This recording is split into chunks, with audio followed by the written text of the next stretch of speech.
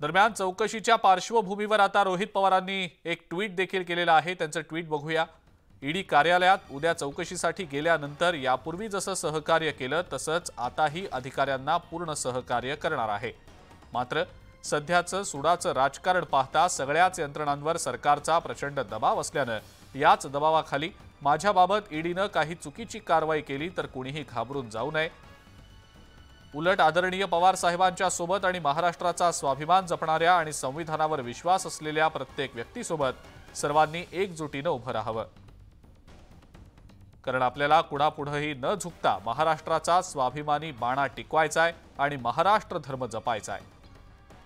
माझ्या कुटुंबासाठी आणि कोवळ्या वयातल्या मुलांसाठी तर हे घाणेरडं राजकारण न समजण्या पलीकडचंय, पण तरी सुद्धा सगळेजण खंबीरपणे माझ्या सोबत आहेत।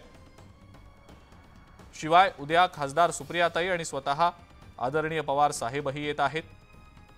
वय झालं म्हणून काय झालं, वय झालेली माणसं तरुणांना संधीही देतात आणि प्रसंगी बाप माणूस म्हणून ढाल बनून उभीही राहतात।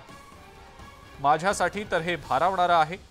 या वयातही महाराष्ट्राचा हा सह्याद्री कणखरपणे पाठीशी उभा राहत असेल तर आणखी काय हवं, अशा आशयाचं हे जे ट्विट आहे ते रोहित पवार यांनी केलेलं आहे।